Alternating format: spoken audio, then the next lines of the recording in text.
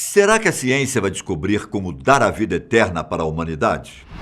Após ser diagnosticada com um câncer agressivo no cérebro, uma jovem americana planejou uma cartada final para tentar vencer a morte: congelar o próprio cérebro.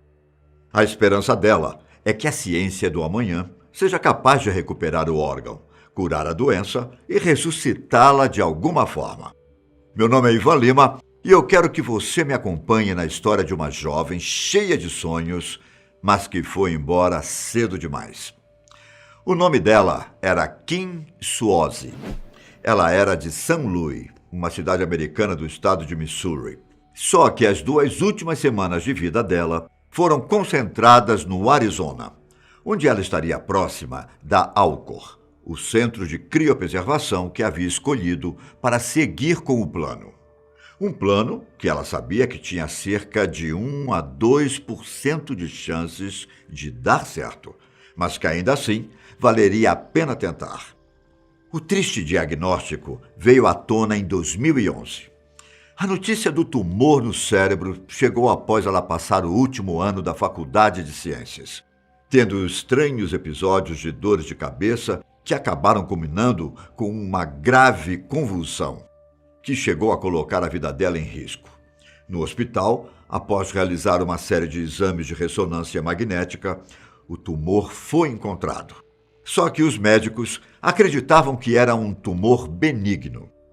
Foi o namorado dela, Josh Schisler, quem deu a notícia da gravidade da situação, logo após ela acordar de uma cirurgia para remover o tumor. Os dois foram informados de que o tempo médio de vida para alguém com um câncer severo no cérebro era inferior a 2 anos. Isso contando com o tratamento de radioterapia e quimioterapia. Kim sempre foi apaixonada por neurociência. Então, ela já tinha conhecimento sobre os processos de criopreservação quando começou o tratamento.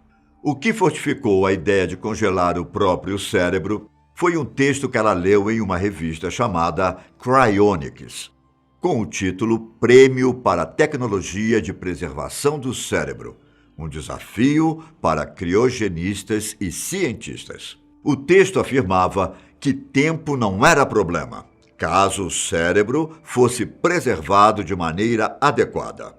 Trocando em miúdos, não importa se a tecnologia de cura surgir daqui a 50 ou 200 anos. Se o cérebro dela estiver bem conservado, será possível trabalhar com ele.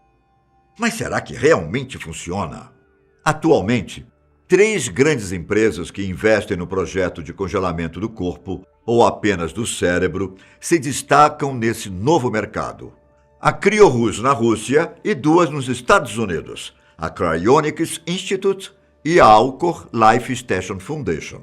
Até 2019, o número de corpos ou apenas cabeças congeladas, somando as 3 organizações, chegava a 350. E esse tipo de congelamento não é tão recente quanto parece. O americano James Bedford é considerado um dos primeiros a ser conservado através da criogenia. Ele trabalhava como professor de psicologia na Universidade da Califórnia, até ser vítima de um câncer de fígado e falecer aos 73 anos em 1967.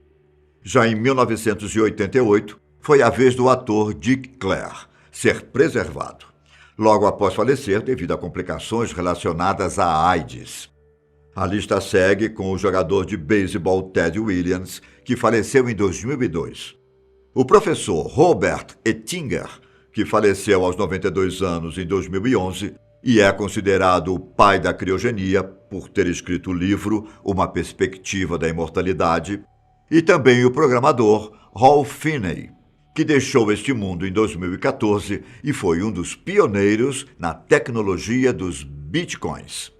Para essas personalidades e para Kim, o processo envolveu passos semelhantes. Primeiro, uma equipe da organização que a pessoa escolher é informada sobre a morte e vai ao local onde está o corpo, seja um hospital ou em casa. Quando a morte é declarada, o corpo da pessoa é colocado em uma espécie de recipiente com gelo, para ser levado ao laboratório onde será realizada a preservação. O sangue do indivíduo deve ser drenado e, no lugar, uma substância conservante e anticongelante será colocada. Esse líquido é usado para impedir que cristais irregulares de gelo se formem entre as células cerebrais, o que seria capaz de rasgar facilmente os tecidos. Assim, todas as células do corpo acabam ganhando uma aparência mais vitrificada. As empresas alertam que coágulos podem se formar antes da substância ser aplicada, já que a confirmação da morte do paciente pode demorar. Em um tanque de nitrogênio líquido, o corpo da pessoa será colocado de cabeça para baixo, para o caso de ser necessário abrir a tampa ou desligar o sistema. Assim, o cérebro seria preservado ao máximo. O resfriamento é feito bem devagar, para que as células não sejam danificadas no processo. A temperatura final pode atingir 196 graus Celsius negativos. E o preço disso tudo pode assustar. Cerca de $200 mil para armazenar o corpo inteiro e 80 mil se for só a cabeça. Kim sabia que não tinha condições de pagar toda essa quantia e hesitou pedir ajuda aos pais, pois sabia que seria difícil aceitarem a ideia. Até alguns amigos dela achavam que a criogenia era só ficção científica. Eventualmente, após o pai oferecer uma viagem para que o casal pudesse aproveitar os últimos meses, Kim abordou a ideia de ser congelada. "Não posso te ajudar nisso. Ninguém vive para sempre." Foi o que ela escutou do pai. Só que essa decisão não abalou Kim e Josh. Os dois tiveram a ideia de pedir ajuda ao Reddit, uma plataforma de comunidades digitais e rede social que conta com usuários por todo o mundo. A decisão apenas pela neuropreservação, como é chamada a conservação do cérebro, foi tomada por ser uma opção mais barata e por contar com um procedimento mais rápido.